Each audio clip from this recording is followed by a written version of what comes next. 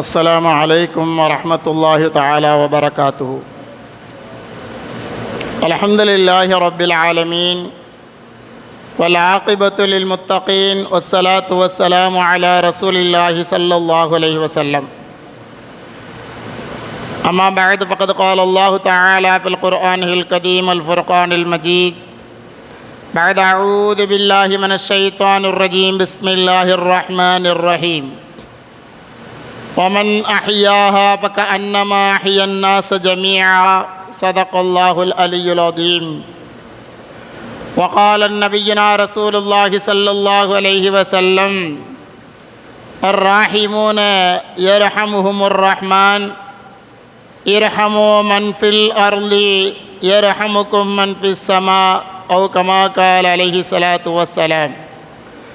وصدق رسوله النبي الكريم ونحن على ذلك من الشاهدين والشاكرين والحمد لله رب العالمين.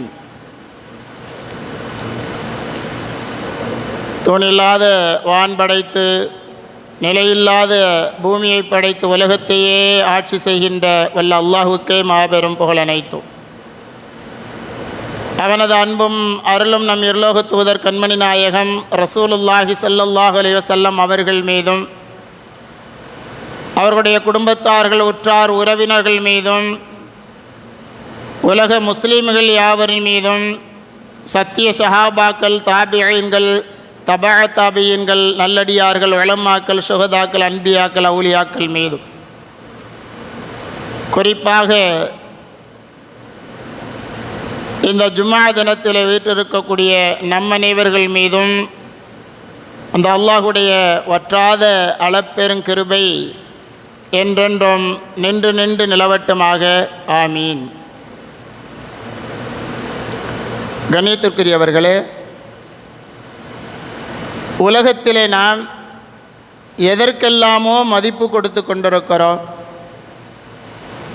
குறிப்பிட்டு சொல்ல வேண்டும் என்று சொன்னால் தங்கம், வெள்ளி, வீடு, நிலம், பணம் போன்ற சொத்துக்களின் மீதும் அதுபோல பதவி, அதிகாரம் அதன் மீதும் நாம் எல்லாம் மிகப்பெரிய மதிப்பை கொடுத்து கொண்டிருக்கிறோம். ஆனால் இதைவிட ஒரு உயர்ந்த விலை மதிப்பற்ற அல்லாஹ்வினால் கொடுக்கப்பட்ட ஒன்று இருக்கிறது. அது நம்முடைய ஏழை பணக்காரன், சிறியவன் பெரியவன் என்பதாக இல்லாமல் எல்லோருக்குமே கொடுக்கப்பட்ட விலை மதிப்பற்ற ஒன்று உயிர். ரூஹ் என்று சொல்லக்கூடிய உயிர் அது எந்த அளவிற்கு மதிப்பு மிக்கது என்று சொன்னால், நாம் எதையெல்லாம் மதிப்பு மிக்கதாக எண்ணிக்கொண்டிருக்கின்றோமோ, தங்கம், வெள்ளி, வீடு, நிலம் போன்ற சொத்துக்களை நாம் மதிப்பு மிக்கதாக நினைத்து கொண்டிருக்கிறோம். அவைகளெல்லாம் இழந்து விட்டால் நாம் மீண்டும் பெற்றுக்கொள்ளலாம். சம்பாதித்தால் தங்கம், வெள்ளி, வீடு, நிலம், சொத்துக்களை சம்பாதித்து நாம் என்ன செய்யலாம்? மீண்டும் அதை மீட்டெடுக்க முடியும். இந்த உடலுக்கு நோய் வந்தாலும் கூட ஆரோக்கியத்தை கொஞ்ச நாள்களிலே மருந்தினால் நாம் குணப்படுத்தி இந்த உடலை நாம் மீண்டும் பெற்றுக்கொள்ள முடியும். ஆனால் ரூஹ் என்று சொல்லக்கூடிய உயிரை நாம் இழந்து விட்டால், உயிரை நாம் பிரிந்து விட்டால் மீண்டும் நம்மால் அந்த உயிரை நம்மால் கொண்டு வர முடியுமா? அதை மீட்டி கொண்டு வர முடியுமா?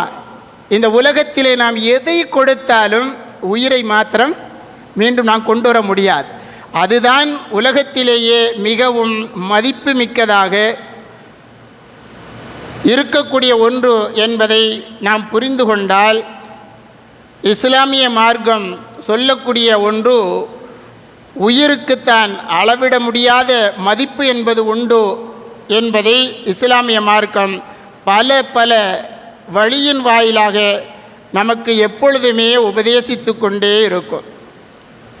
அருள்மறை குர்ஆனிலே நாம் இந்த உயிரை பற்றி, உயிரினுடைய உன்னதத்தை பற்றி நாம் சிந்தித்து அருள்மறை குர்ஆனை புரட்டினால் அதிலே நாம் பெற்றுக்கொள்ளக்கூடிய ஒரு செய்தி, வமன் அஹியாஹா ஃபகஅன்னமா அஹியன் நாஸ ஜமீஆ.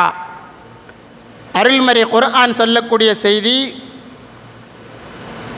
சக மனிதர்களுடைய உயிரை நாம் எந்த அளவிற்கு வாழ்வியல் நெறியாக பாதுகாக்க வேண்டும், மதிப்பு கொடுக்க வேண்டும் என்பதை சுட்டி காண்பிக்கின்ற பொழுது, யார் ஒரு உயிரை வாழ வைக்கிறாரோ, அதாவது ஒரு உயிரை யார் பாதுகாக்கிறாரோ அவர் மனித குலம் முழுவதையும் பாதுகாத்தவரை போல என்பதாக அருள்மறை குர்ஆனுடைய வசனத்தை நாம் பெற்றுக்கொள்ள முடியும். ஒரு உயிரை பாதுகாப்பது என்பது மனித குலம், இந்த மனிதர்களுடைய எல்லா உயிர்களையும் பாதுகாப்பதற்கு சமம் என்பதாக ஒற்றை வரியிலே சொல்லக்கூடிய இறைவசனம் அருள்மறை குர்ஆனுடைய வசனம் நமக்கு எல்லா காலத்திலேயும் இந்த இஸ்லாமிய சொந்தங்கள் யாராக இருந்தாலும் சரி, இஸ்லாம் அல்லாத மாற்று மதத்தவர்களுடைய உயிராக இருந்தாலும் சரி, அதை பாதுகாக்க வேண்டும், அதற்கு மதிப்பு கொடுக்க வேண்டும், உயிரினுடைய உன்னதத்தை நாம் புரிந்து வைத்திருக்கின்றோம் என்பதை வெளிப்படுத்த வேண்டும் என்பதை நாம் மற்றவர்களுக்கு மத்தியிலே சேவை செய்வதற்காக வேண்டி இறங்கி நாம் செய்ய வேண்டும் என்பதை இஸ்லாமிய மார்க்கம் நமக்கு தூண்டுகிறது. அருமை நாயகத்தினுடைய ஹதீதிலே நாம் தேடி பார்க்கின்ற பொழுது அருமை நாயகம் ரசூலுல்லாஹி ஸல்லல்லாஹு அலைஹி வஸல்லம் அவர்கள் சொல்லுவார்கள், இந்த உயிரினுடைய உன்னதத்தினுடைய மதிப்பு எந்த அளவிற்கு என்று சொன்னால், அர்-ராஹிமூன யர்ஹமுஹுமுர் ரஹ்மான், யார் இரக்கம் காட்டுவார்களோ அந்த இரக்கம் காட்டுபவர்கள் மீது அளவற்ற அருளாளனாகிய அல்லாஹு ரப்புல் ஆலமீன் இரக்கம் காட்டுவார். அருமை நாயகத்தினுடைய வார்த்தையை கவனியுங்கள், இரஹமு மன்ஃபில் அர்தி இரஹமுக்கும் மன்ஃபிஸ் ஸமா, இந்த பூமியிலே உள்ளவர்கள் மீது நீங்கள் இரக்கம் காட்டினால் வானத்திலே உள்ளவன் உங்கள் மீது இரக்கம் காட்டுவான் என்று அருமை நாயகம் ரசூலுல்லாஹி ஸல்லல்லாஹு அலைஹி வஸல்லம் அவர்கள் சொல்லக்கூடிய செய்தியை நாம் பார்க்க முடியும்.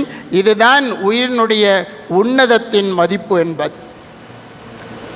இந்த உயிரினுடைய உன்னதத்தின் மதிப்பு என்ன, மனித நேயத்தினுடைய முன் உதாரணம் என்ன, அதற்கு முன் உதாரணமாக திகழ்ந்தவர்கள் யார் என்று வரலாற்று சான்றை நாம் புரட்டி பார்த்தால் அந்த தியாகத்தினுடைய முன்னோடிகளாக அருமை சஹாபா தோழர்களில் அன்சாரி தோழர்கள் இருப்பார்கள். அன்சாரி தோழர்கள் என்று சொன்னால் யார்? மதீனா நகரத்திலே வாழ்ந்த சஹாபா தோழர்களுக்கு அன்சாரிகள் என்பதாக பெயர் சொல்லப்படும். அன்சாரி என்று சொன்னாலே உதவியாளர்கள் என்பதாக பொருள். அந்த அன்சாரி தோழர்கள் எந்த அளவிற்கு மற்றவர்களுடைய உயிரை பாதுகாத்தார்கள் என்று சொன்னால், மக்கமா நகரத்திலிருந்து விரட்டி அடிக்கப்பட்டவர்கள் அகதிகளாக வந்த முஹாஜிரீன்களை வரவேற்று இந்த மதீனாவாழ் அன்சாரி தோழர்கள் தங்களுடைய வீடுகளிலிருந்தும் தங்களுடைய சொத்து சுகங்களிலிருந்தும் நிலங்களிலிருந்தும் உணவுகளிலிருந்தும் சரிபாதியை அவர்களுக்காக வேண்டி பிரித்து கொடுத்து அவருடைய உயிரை பாதுகாத்தார்கள், சரிபாதியாக கொடுத்தார்கள். அருமை நாயகம் ஸல்லல்லாஹு அலைஹி வஸல்லம் அவருடைய வார்த்தை கிணங்க, லைஸல் முஃமினுல்லதி யஷ்பஉ வ ஜாருஹு ஜாயிஉன் இலா ஜம்பிஹி என்று சொல்லக்கூடிய அருமை நாயகத்தினுடைய வார்த்தையை உயிர்ப்பிக்கும் வண்ணம், தன்னுடைய அண்டை வீட்டார் பசித்திருந்தால் அந்த நேரத்திலே வயிறு நிரம்ப யாராவது உண்டால் அவன் முஃமின் அல்ல என்பதாக அருமை நாயகம் சொல்லி காண்பிப்பார்கள். இந்த வார்த்தையை உண்மை காட்டும் வண்ணம் அப்படியே வாழ்ந்து காட்டினார்கள் அருமை சஹாபா தோழர்கள். அந்த அருமை சஹாபா தோழர்களுடைய வழிவந்த இஸ்லாமியர்களான முஃமின்கள், முஸ்லிம்கள், ஈமான்தாரிகள், நம்பிக்கையாளர்கள் உலகெங்கிலேயும் பரவி கிடந்தாலும் எல்லா நேரத்திலேயும் யாராக இருந்தாலும் சரி, மற்றவர்களுக்கு உதவி தேவைப்பட்டால் தன்னை தன்னுடைய குடும்பத்தை விட அடுத்தவர்களுக்கு முன்னுரிமை கொடுப்பவர்களாக இருப்பவர்கள்தான் முஃமின்கள், முஸ்லிம்கள். நமக்கு தெரியும், நடந்து முடிந்த சேவைகளுக்கென ஒரு உதாரணமாக சொல்லப்பட்ட கொரோனா பேரிடர், அந்த நேரத்தில் நாம் எல்லாம் உயிரை பணயம் வைத்த தனி நபர்களுடைய அற்புதங்களை நாம் எல்லாம் பார்த்து கொண்டிருந்தோம். கொரோனாவுடைய 2ஆம் அலை, அந்த நேரத்தில் சொந்த பந்தங்கள் கூட கொரோனா நமக்கு தொற்று வந்துவிடுமோ என்பதாக பயந்தவர்களாக தன்னுடைய மனைவியை, தன்னை பெற்றெடுத்த பெற்றோர்களை, தான் பெற்ற பிள்ளைகளை கூட தொடுவதற்கும் அருகாமையிலே வருவதற்கும் பயந்தவர்களுக்கு மத்தியிலே அந்த கொரோனாவினுடைய 2ஆம் அலையின் பொழுது முஃமின்கள், ஈமான்தாரிகள், நம்பிக்கையாளர்கள், இஸ்லாமியர்கள், இஸ்லாமிய இளைஞர்கள், அமைப்புகள் என எல்லோருமே இஸ்லாம் கற்றுத்தந்த மற்றவர்களுக்கு உதவி செய்யக்கூடிய, மற்றவர்களுடைய உதவியை, உயிரை பாதுகாக்கக்கூடிய நிலையை கொண்டவர்களாக எல்லா விதத்திலேயும் உதவிகள் செய்தவர்களை நாம் பார்த்து கொண்டிருந்தோம். அதே போல முஹம்மது ஜாவேத் கான் என்று சொல்லக்கூடிய ஒரு நபர், ஒரு முஸ்லிம், மத்திய பிரதேசத்தில் தான் ஓட்டி கொண்டிருந்த அந்த ஆட்டோவிலே அனைத்து விதமான மருத்துவ வசதிகளையும் அவர் செய்து தன்னுடைய ஆட்டோவை ஆம்புலன்ஸாக மாற்றினார். தன்னுடைய ஆட்டோவை ஆம்புலன்ஸாக மாற்றி ஆக்சிஜன் சிலிண்டரோடு இலவசமாக எல்லோருக்குமே சேவை செய்து கொண்டு உயிரை ஒவ்வொருவராக நீத்து கொண்டிருக்கக்கூடிய அந்த நேரத்தில் யாராவது ஒருவருடைய உயிரையாவது நாம் காப்பாற்றிவிட மாட்டோமா என்பதாக நோயாளிகளை மருத்துவமனையிலே கொண்டு சேர்த்த பெருமை அந்த இஸ்லாமியருக்கு சேரும். தன்னுடைய மனைவியினுடைய நகையை வித்து என்ன செஞ்சார்? செலவு பண்ணார். யாருக்காக வேண்டி, எதற்காக வேண்டி, எதை எதிர்பார்த்து மற்றவர்களுடைய உயிரை காப்பாற்றினார்? தான் ஒரு இஸ்லாமியர், தான் ஒரு முஸ்லிம், இஸ்லாமிய மார்க்கம் எனக்கு இதை கற்றுத்தந்திருக்கின்றது என்பதை, அதை உயிர்ப்பிப்பதற்காக வேண்டி தன்னுடைய மனைவியினுடைய நகையையும் அடமானம் வைத்து செலவு செய்தார். அதே போல மும்பையை சார்ந்த ஷானவாஸ் ஷா என்று சொல்லக்கூடியவர் ஆக்சிஜன் தட்டுப்பாட்டு அந்த நேரத்தில் தான் வைத்திருந்த சுமார் 22 லட்சம் மதிப்புள்ள தன்னுடைய அந்த ஆடம்பர காரை விற்று நூற்றுக்கணக்கான நோயாளிகளுக்கு இலவசமாக ஆக்சிஜன் சிலிண்டரை வழங்கி அவருக்கு பேர் ஆக்சிஜன் மேன்னு பேர் வச்சிட்டாங்க. அந்த அளவிற்கு நூற்றுக்கணக்கான நபர்களுடைய உயிரை பாதுகாத்தார். இது இஸ்லாமிய மார்க்கம் நமக்கு சொல்லித்தந்த செயல். அதை இஸ்லாமியர்கள் கண்டிப்பாக பின்பற்றுவார்கள்.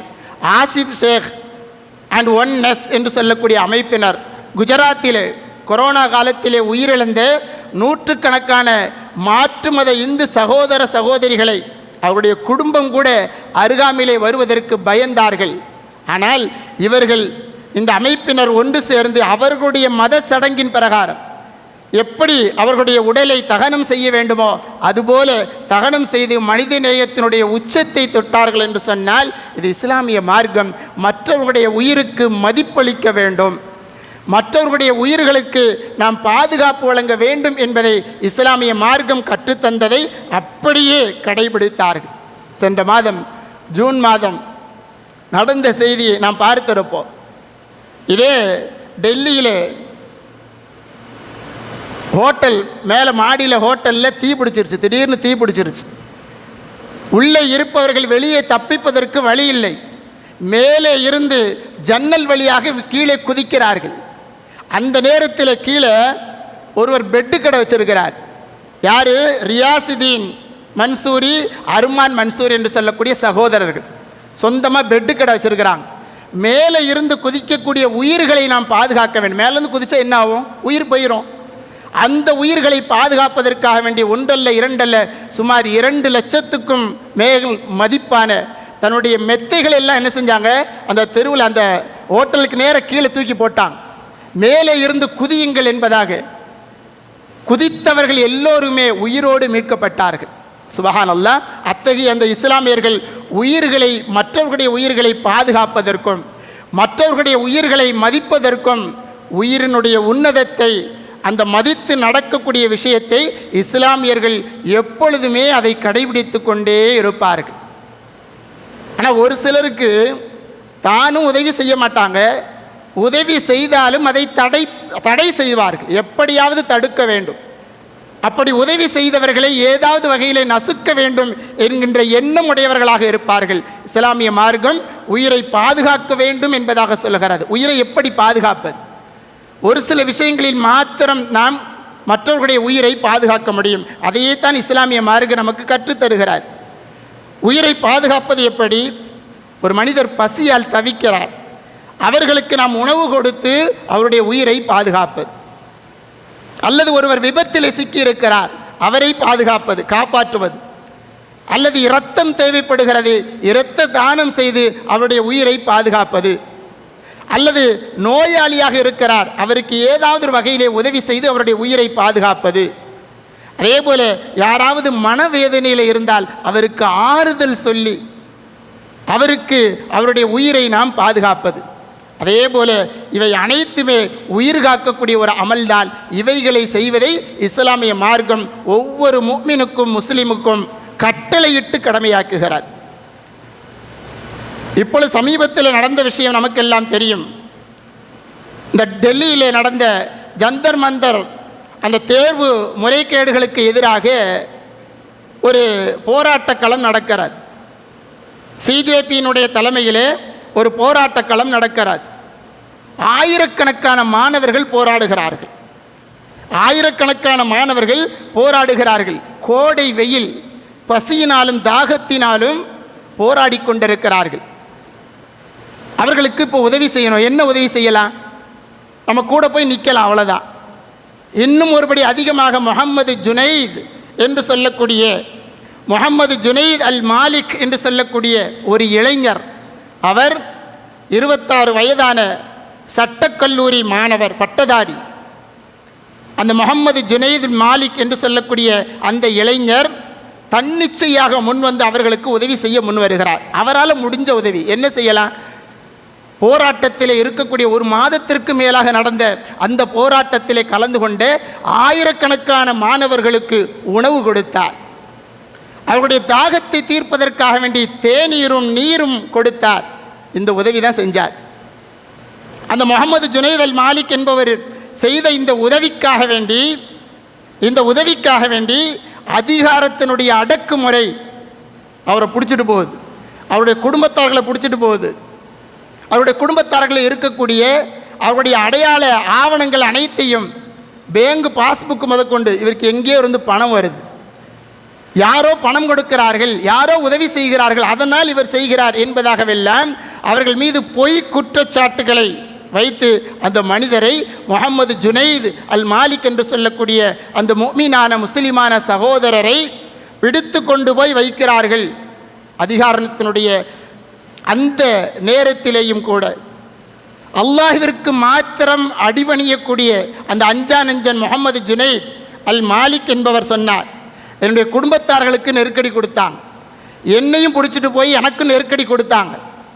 அவர் சொல்லக்கூடிய செய்தி இன்றும் சமூக வலைதளங்களிலே வைரலாக பரவி கொண்டிருக்கிறது. என்ன சொன்னார் தெரியுமா? நான் எந்த தப்பும் பண்ணலை, என் மேலே எந்த கேஸும் இல்லை, என்னை பிடிச்சிட்டு போய் என்ன செய்கிறாங்க, குற்றவாளி போல என்னை பிடித்து கொண்டு செல்கிறார்கள். நான் செஞ்ச ஒரே ஒரு உதவி என்ன, மாணவர்களுடைய பசியை போக்கினேன், அந்த மாணவர்களுடைய தாகத்தை தீர்த்தேன். அவர் சொல்லுகிறார், அவர் சொல்லக்கூடிய வார்த்தை, பசியோடு இருக்கக்கூடிய ஒரு மனிதனுக்கு உணவோ பானமோ கொடுப்பது வழங்குவது குற்றம் என்று சொன்னால் அந்த குற்றத்தை நான் 1000 தடவை செய்கிறேன்னு சொல்கிறார். எப்படிப்பட்ட அஞ்சா நெஞ்சன்! இஸ்லாமிய மார்க்கம் எப்படி நம்மை வளர்த்தெடுக்கிறது? மற்றவர்களுக்கு உணவு கொடுப்பதற்கும் தாகத்தை தீர்ப்பதற்கும் அது குற்றம் என்று சொன்னால் அதை மீண்டும் மீண்டும் நான் செய்வேன், 1000 முறை செய்வேன் என்பதாக அவர் சொல்லக்கூடிய அந்த வார்த்தை இன்றும் சமூக வலைதளங்களிலே பரவலாகி கொண்டு இருப்பதை நாம் பார்க்க முடிகிறது. இதுதான் இஸ்லாமிய மார்க்கம். மற்றவர்களுடைய உயிரை பாதுகாப்பதற்கு எந்த வகையிலெல்லாம் உதவி செய்ய முடியுமோ அப்படி உதவி செய்ய வேண்டும் என்பதாக இஸ்லாமிய மார்க்கம் நமக்கு கட்டளிடுகிறது. சமீபத்தில் நடந்த வெள்ளப்பெருக்கு நமக்கு தெரியும். சென்னை மாநகரம் முதற்கொண்டு கேரளா வரை, கேரளாவிலே அந்த வயநாடு என்ற இடத்திலே நடந்த செய்தி நமக்கு தெரியும். எவ்வளவு பெரிய கொடூரமான அந்த காலகட்டத்திலேயும் இஸ்லாமியர்கள் ஒன்றாக சேர்ந்து செய்த உதவிகளை நாம் இன்றும் மறக்க முடியாது. தமிழ் மாநில ஜமாத்துல் உலமா சபையின் சார்பாக தமிழ்நாடு முழுவதும் இருக்கக்கூடிய பள்ளிவாசல்களிலே வசூல் செய்து பல லட்சங்கள் வசூல் செய்து அந்த வயநாட்டு மக்களுக்காக வேண்டிய எல்லா விதமான உதவிகளையும் செய்தார்கள். இன்றும் அவர்கள் தங்குவதற்காக வேண்டி வீடு கட்டி கொடுத்தார்கள். வீடு கட்டி கொடுத்து இன்றும் அவர்களுக்கு உதவி செய்யப்பட்டு கொண்டிருக்கின்றது என்று சொன்னால், மற்றவர்களுடைய உயிரை பாதுகாக்கக்கூடிய விஷயத்திலே இஸ்லாமிய மார்க்கம் ஜாதி மத வேறுபாடு இன்றி அவர்கள் கட்டி கொடுத்த வீடுகளிலே நாம் பார்க்க முடியும். வெறும் இஸ்லாமியர்கள் மாத்திரமல்ல, வயநாட்டு மக்கள் எல்லா ஜாதியினரும் அதில் இருக்கிறார்கள், எல்லா மதத்தினர்களும் அதில் இருக்கிறார்கள். மனிதர்களுடைய உயிர், மனிதர்களுடைய குடும்பங்கள் பாதுகாக்கப்பட வேண்டும் என்பது மாத்திரம்தான் குறிக்கோள். இதையே தான் இஸ்லாமிய மார்க்கம் நமக்கு சொல்லித் தருகிறது. நமக்கு வரலாற்று பதிவுகளிலே ஒரு சில பதிவுகள் இன்றளவிலேயும் இந்தியாவிலே பதிவு செய்யப்பட்ட ஒரு செய்தியாக, உலக அளவிலே பதிவு செய்யப்பட்ட செய்திகளாக நாம் ஒன்று ரெண்டு செய்திகளை பார்க்க முடியும்.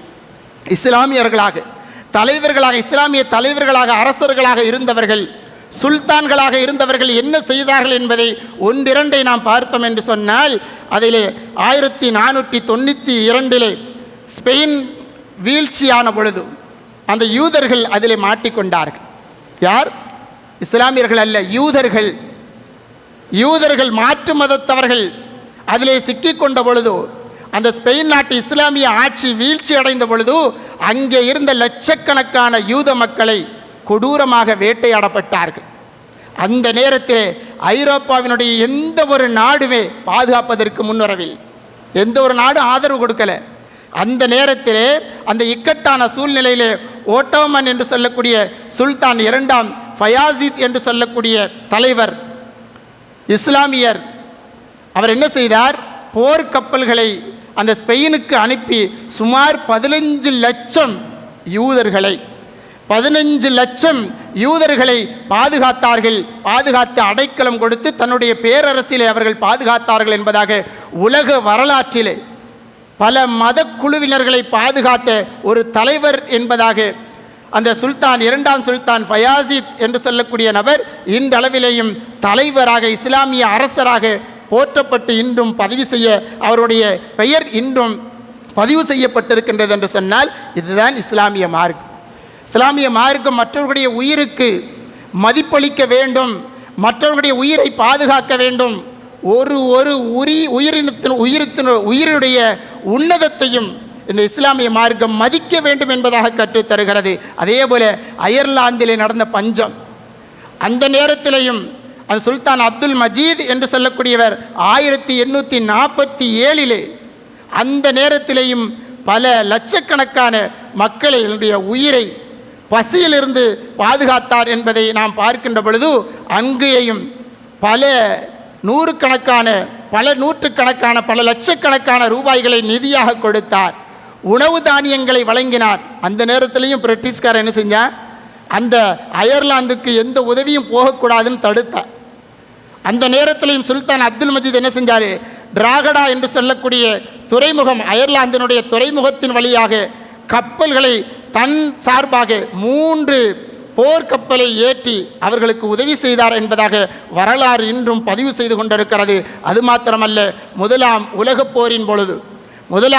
போரின் பொழுது கிறிஸ்தவ ஆலயங்களை எகிப்து பாதுகாத்த செய்தி இன்றும் உலக அளவிலேயே பதிவு செய்யப்பட்டிருக்கிறது. அந்த முதலாம் உலகப் போரின் பொழுது இன்றைய ஜெருசலத்தினுடைய நெருக்கடியான நேரத்தில், அந்த நேரத்தில் எகிப்தை சேர்ந்த முஸ்லிம்கள் அங்குள்ள கிறிஸ்தவர்களுடைய ஆலயங்களை பாதுகாத்தார்கள். யூதர்களுடைய புனித இடம் என்பதாக சொல்லக்கூடிய அவர்களுடைய அந்த ஆலயங்களையும் பாதுகாத்தார்கள். போர்க்கவசத்தினுடைய அந்த நேரத்திலையும் தன்னுடைய உடலை போர்க்கவசமாக ஆக்கி எகிப்தியர்கள் பாதுகாத்தார்கள். அவருடைய வழிபாட்டு தலங்களை பாதுகாத்ததை இன்றளவிலேயும் இஸ்லாமிய வரலாற்றிலே உலக அளவிலே மற்றவருடைய உயிரை பாதுகாக்கக்கூடிய விஷயத்திலே இஸ்லாமியர்கள் முன்னுரிமை பெற்றவர்கள் என்பதாக பதிவு செய்யப்பட்டிருக்கின்றது என்பதை நாம் பார்க்கின்ற பொழுது, இதற்கெல்லாம் முன்னுதாரணமாக இருந்தது எது? இதுவெல்லாம் கிபி 14 நூற்றாண்டுகளுக்கு பிறகு நடந்தது. இதற்கெல்லாம் முன்னோடியாக திகழ்ந்தது எது என்பதாக வரலாற்றை புரட்டி பார்த்தால் தெரியும். அருமை நாயகம் ரசூலுல்லாஹி ஸல்லல்லாஹு அலைஹி வஸல்லம் அவர்கள் முதலாவதாக அவர்கள் ஆரம்பித்து வைத்த விஷயம் மதீனாவினுடைய சாசனம். முதலாவதாக அருமை நாயகம் ரசூலுல்லாஹி ஸல்லல்லாஹு அலைஹி வஸல்லம் அவர்கள் மதீனாவிற்கு சென்ற உடனே அவர்கள் முதலாவதாக இயற்றிய மதீனாவினுடைய சாசனம் வரலாற்றிலே முதல் மனித உரிமை ஆவணமாக எழுதப்பட்டு இன்றும் பாதுகாக்கப்படுகிறது. கடமையாக்கினார்கள் அருமை நாயகம் ஸல்லல்லாஹு அலைஹி வஸல்லம், கடமையாக்கினார்கள். எப்படி? மதீனாவிலே வாழ்ந்த முஸ்லிம்கள் மாத்திரமல்ல, யூதர்கள், அதே போல ஏனைய எல்லா சமுதாயத்தவர்கள், எந்த மதத்தை சார்ந்தவர்களாக இருந்தாலும் சரி, எல்லாருமே ஒரே உம்மா என்பதாக சொன்னார்கள். ஒரே சமூகம் என்பதாக சொன்னார்கள். யாருக்கு எந்த உதவி என்று சொன்னாலும் எல்லோருமே ஓடிப்போய் செய்ய வேண்டும். யார் எழுதியது? நம்முடைய கண்மணி நாயகம் ரசூலுல்லாஹி ஸல்லல்லாஹு அலைஹி வஸல்லம் அவர்கள் எழுதிய வார்த்தை. மத வேறுபாடின்றி அனைவரும் ஒன்று சேர்ந்து ஒருவருக்கொருவர் உதவுவது சட்டம் என்பதாக கடமையாக்கினார்கள் அருமை நாயகம் ஸல்லல்லாஹு அலைஹி வஸல்லம் அவர்கள். இதுதான் இஸ்லாமியர்களுடைய மனித உயிரினத்தின் மதிப்பை, உன்னதத்தை உண்மையிலேயே அறிந்தவர்கள் இஸ்லாமியர்கள் என்பதை எடுத்துக்காட்டக்கூடிய செய்தியை நாம் பார்க்க முடியும். இஸ்லாமியர்கள் வளர்கின்ற பொழுது அடுத்தவர்களுக்கு உதவி செய்ய வேண்டும், அடுத்தவர்களுடைய உயிருக்கு மதிப்பு கொடுக்க வேண்டும். எந்த விதத்திலேயும் யாருக்கும் எந்த இடையூறும் செய்துவிடக்கூடாது. மற்றவர்களுடைய உயிர் போகுவதற்கு காரணமாகிவிடக்கூடாது. கொலை செஞ்சாதானே மற்றவர்களுடைய உயிரை நாம் போக்க முடியும் என்பதாக நினைப்பது அல்ல. இஸ்லாமிய மார்க்கம் நமக்கு சொல்லித்தரக்கூடிய செய்தி என்ன? நாவாலும் கூட மற்றவர்களுக்கு எந்த விதத்திலேயும் நோகடித்து விடக்கூடாது. அவருடைய உயிர் போவதற்கு நம்முடைய நாவு கூட காரணமாகிவிடக்கூடாது. சொல்லக்கூடிய செய்தி என்ன என்று நாம் நினைக்கலாம். கத்தியால் மாத்திரம்தான் மற்றவர்களை நாம் கொல்ல முடியும், ஆயுதங்களால் மாத்திரம்தான் நாம் மற்றவர்களை கொல்ல முடியும் என்பது அல்ல. சில நேரங்களிலே அடுத்தவர்களை நம்ம அவமானப்படுத்தினாலே என்ன செய்வாங்க? கடைசி நேரமாக தன்னுடைய உயிரை மாய்த்து கொள்ளக்கூடிய சூழ்நிலை ஏற்பட்டுவிடும். அந்த அவமானப்படுத்தக்கூடிய வார்த்தைகள் நம்முடைய நாவிலிருந்து வெளிப்படுவதை விட்டும் நாம் பாதுகாத்து கொள்ள வேண்டும். அடுத்தவர்களை கேலி கிண்டல் செய்வதை விட்டும் நம்முடைய நாவை நாம் பாதுகாத்து கொள்ள வேண்டும். அடுத்தவர்களை அவதூறு சொல்வதை விட்டும் நம்முடைய நாவை நாம் பாதுகாத்து கொள்ள வேண்டும். அதே போல அடுத்தவர்களை இழிவுபடுத்தக்கூடிய குறிப்பாக பொய்யான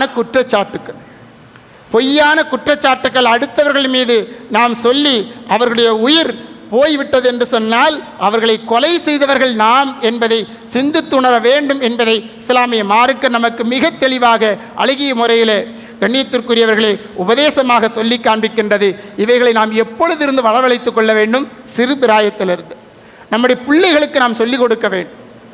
அடுத்தவர்களுக்கு உதவி செய்வதை சிறு பிராயத்திலிருந்தே நாம் சொல்லிக் கொடுக்க வேண்டும். பள்ளிக்கூடத்திற்கு சென்றாலும் சரி, மதரசாவிற்கு சென்றாலும் சரி, அருகாமையில் இருக்கக்கூடிய தன்னுடைய சக தோழர்களுக்கு, நண்பர்களுக்கு ஏதாவது ஒன்று இல்லை என்று சொன்னால் நம்மிடத்தில் 2 இருந்தால் ஒன்றை கொடுத்து உதவி செய்யக்கூடிய அந்த மனப்பான்மையை சிறுபிராயத்திலிருந்தே நாம் வரவழைத்து கொள்ள வேண்டும்.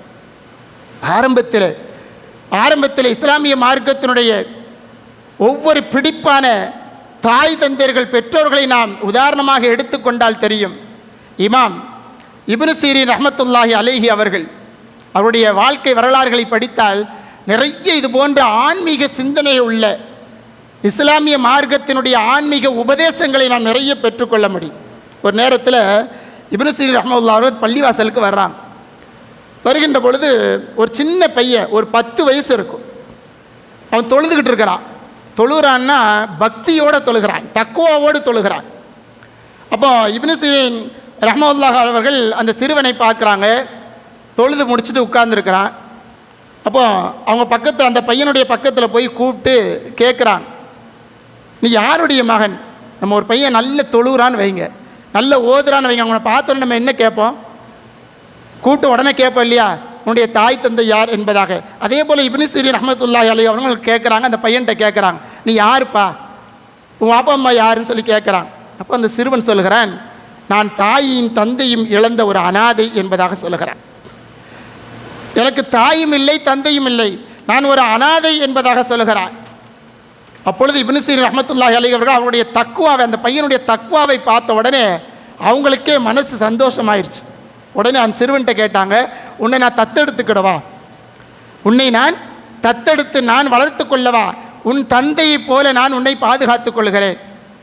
சொன்ன உடனே அந்த சிறுவன் சொல்லுகிறான், எனக்கு நான் ஒரு 5 நிபந்தனை சொல்கிறேன், அதை ஏற்றுக்கிட்டீங்கன்னு சொன்னால் என்னை நீங்கள் தத்தெடுத்து கொள்ளலாம். அந்த சிறுவன் சொல்லுகிறான், வெறும் 10 வயது கூட இன்னும் ஆகவில்லை. அந்த பையன் இப்னு சீரின் இமாம் ரஹ்மத்துல்லாஹி அவர்களிடத்தில் சொல்லக்கூடிய செய்தி 5 நிபந்தனை வைக்கிறான். அதில் முதல்ல கேட்குறான், எனக்கு எப்போவாது பசி வந்தால் என்ன செய்வீங்க? இப்னு சீரின் ரஹ்மத்துல்லாஹி சொன்னாங்க, உனக்கு வயிறு நிறைய சாப்பாடு தருவேன், போதும் போதும் என்று சொல்லக்கூடிய அளவிற்கு உனக்கு நான் உணவு தருவேன். அப்படியா, சரி. 2வதாக கேட்டான் அந்த பையன், எனக்கு ஏதாவது தாகம் எடுத்தால் நீ என்ன கேட்டாலும் உன்னுடைய தாகத்தை தீர்த்து வைப்பேன். ரெண்டாவதாக இப்னு சீரின் ரஹ்மத்துல்லாஹ் ரெண்டாவது பதில் சொல்லிடுறாங்க. மூணாவது அந்த பையன் கேட்குறான், நான் விலை உயர்ந்த அல்லது ஏதாவது ஆடையை நான் கேட்டால் உடனே வாங்கி தருவேன். உன்னுடைய ஆடை நீ எதை கேட்கிறாயோ அதை வாங்கி கொடுத்து உன்னுடைய அந்த சந்தோஷத்தை நான் நிறைவேற்றி வைப்பேன். மூணாவதையும் சொல்லிட்டான். நாலாவது அந்த பையன் கேட்குறான், எனக்கு ஏதாவது உடம்பு சரியில்லைன்னு சொன்னால், நான் நோயாளி ஆகிட்டேன்னா என்னை குணப்படுத்துவீங்களா? இந்த சிறுவன் கேட்கக்கூடிய வார்த்தை கவனிங்கள், நான் நோயாளி ஆகிட்டேன்னா என்னை குணப்படுத்துவீங்களா? இப்போ கேட்கின்ற பொழுது இப்னு சீரின் ரஹ்மத்துல்லாஹ் சொன்னாங்க, உன்னை மருத்துவர்கிட்ட கூட்டு போவேன், நம்மளால் அவ்வளோதானே முடியும், மருத்துவர்கிட்ட கூட்டு போவேன், மருந்து வாங்கி கொடுப்பேன், ஆனால் ஷிஃபாவை அல்லாஹ் தான் தருவான். அப்படியா? நாலாவதாக விட்டார். அஞ்சாவதாக அந்த சிறுவன் கேட்டான், நான் மௌத்தாயிட்டா எனக்கு உயிர் தருவீங்களான்னு சொல்லி கேட்குறான். அப்போ இப்னு சீரின் ரஹ்மத்துல்லாஹி அலைஹி அவர் சொன்னாங்க, அது எப்படிப்பா முடியும்? உயிர் போய்விட்டால் அந்த உயிரை கொடுப்பது அல்லாஹ்விடத்தில் மாத்திரம் இருக்கிறது, யாராலும் கொடுக்க முடியாது, என்னால் மட்டும் இல்லை, யாராலும் கொடுக்க முடியாது என்பதாக இப்னு சீரின் ரஹ்மத்துல்லாஹி அலைஹி அவர்கள் சொன்ன பொழுது அந்த சிறுவன் சொன்னானா, அப்படின்னா என்னை விட்டுட்டு போயிருங்க, என்னையெல்லாம் நீங்கள் தத்தெடுக்க வேண்டாம். ஏன் அப்படி சொல்லுகிறாய்? ஒரு அனாதையாக இருக்கிறாய், தாய் தந்தையை இழந்த பாதுகாப்பு இல்லாத ஒரு சிறுவனாக இருக்கிறாய், உனக்கு பாதுகாப்பு அளிப்பதற்கு தானே உன்கிட்ட கேட்டேன். அப்போ அந்த சிறுவன் சொன்னான், நான் நோயாளி ஆகிட்டா என்ன உங்களால் குணப்படுத்த முடியாது, நான் மௌத்தாயிட்டேன்னா எனக்கு உயிர் கொடுக்க முடியாது, அப்போ என்ன நீங்கள் எப்படி தத்தெடுக்க முடியும்? அப்போ இப்னு சீரின் ரஹ்மத்துல்லாஹி அலைஹி கேட்டான், அப்போ நீ எங்கேப்பா போவ, உன்னை யார் பாதுகாப்பா? அப்பொழுது அந்த சிறுவன் சொல்லுகிறான், அல்லாஹ் ரப்புல் ஆலமீன் என்னை பாதுகாப்பான், எனக்கு நோயை யார் கொடுத்தானோ அவன் என்னை குணப்படுத்துவான், எனக்கு யார் இந்த துன்யாவிலே உயிர் கொடுத்தானோ மீண்டும் அவன் எனக்கு நினைத்தால் உயிர் கொடுப்பான், அந்த அல்லாஹ் ரப்புல் ஆலமீன் போதும், அவனே என்னை பாதுகாத்துக் கொள்வான், அவன் என்னை தத்தெடுத்துக் கொள்வான் என்பதாக அந்த சிறுவன் சொன்ன பொழுது அப்படியே புல்லரித்தவர்களாக, உடல் ஆடி போனவர்களாக இப்னு சீரின் ரஹ்மத்துல்லாஹி அலைஹி அவர்கள் சொன்னார்கள், லா இலாஹ இல்லல்லாஹ் தவக்கல்து அலல்லாஹ் கஃபா பில்லாஹி வ சுப்ஹானா. உடனே இந்த வார்த்தை சொன்னார்கள், வணக்கத்திற்குரியவன் அல்லாஹ் ரப்புல் ஆலமீனை தவிர வேறு யாருமே இல்லை, அவனை முழுமையாக நம்பிக்கை வையுங்கள், அவனை முழுமையாக நம்பிக்கை வையுங்கள், அவன் மாத்திரமே நமக்கு போதுமானவன் என்று சொல்லக்கூடிய வார்த்தை சொல்லிவிட்டு சொன்னாங்க, அல்லாஹ் ரப்புல் ஆலமீன் பரிசுத்தமானவன். இதுதான் இஸ்லாமியர்களுடைய நம்பிக்கையாக, படைத்தவனை பாதுகாப்பான் என்று சொல்லக்கூடிய நம்பிக்கை இந்த இஸ்லாமியர்களுடைய ஒவ்வொருடைய உள்ளத்திலேயும் இருக்கும். அதுபோல தன்னுடைய சகாக்களை, தனக்கு அருகாமையில் இருப்பவர்களை பாதுகாப்பதையும் அவர்களுடைய உயிரை பாதுகாப்பதற்காக வேண்டியும் இஸ்லாமியர்கள் ஒவ்வொருவரும் எல்லா நேரத்திலேயும் முனைப்புடன் செயல்படுவார்கள் என்கின்ற ஒவ்வொரு வரலாறுகளும் இந்த இஸ்லாமிய மார்க்கத்திலே பதிவு செய்யப்பட்டிருக்கிறது. அதற்கு உதாரணமாக இன்று ஒவ்வொரு இடங்களிலேயும் நடந்து கொண்டுதான் இருக்கின்றது என்று சொன்னால், கண்ணியத்திற்குரியவர்களே, உலகத்திலே நாம் பாதுகாக்க வேண்டிய மிகப்பெரிய ஒரு அமானிதம் ஒன்று இருக்கின்றது என்று சொன்னால் அது உயிர்தான், மனிதர்களுடைய உயிர்தான். அந்த உயிரை நாம் எப்பொழுதுமே பாதுகாக்க நாம் முன்வர வேண்டும். அதே போல பிறருடைய உயிரையும் நாம் மதிக்க வேண்டும், யாருடைய மனதையும் காயப்படுத்தி விடாத வாழ்க்கையை நாம் வாழ வேண்டும். அதே போல இஸ்லாமிய மார்க்கம் நமக்கு சொல்லித்தந்ததை போல நாவாலும் கையாலும் யாருக்கும் எந்த நேரத்திலேயும் மனதளவிலேயும் கவலையில் ஆழ்த்து விடாமல், மற்றவர்களை காயப்படுத்தி விடாமல் பாதுகாப்பாக வாழ்வதற்கு நாம் முயற்சி செய்ய வேண்டும். அல்லாஹ் ரப்பல் ஆலமீன் அனைவருக்கும் மற்றவர்களுடைய உயிரினுடைய மகத்துவத்தை உணர்ந்து வாழக்கூடிய பாக்கியத்தை நம் அனைவர்களுக்கும் அல்லாஹ் ரப்பல் ஆலமீன் தந்து அருள்வாளிப்பானாக. உயிரின் உன்னதத்தை மதித்து வாழக்கூடிய நல்லடியார்களாகவும் நம் அனைவர்களையும் ஆக்கியல் புரிவானாக. ஆமீன். வாஹிர் தஅவானா அல்ஹம்துலில்லாஹி ரப்பில் ஆலமீன். வஸ்ஸலாமு அலைக்கும் வரஹ்மத்துல்லாஹி தஆலா வபரகாத்துஹு. முன்சுன்னத்துல்லாஹி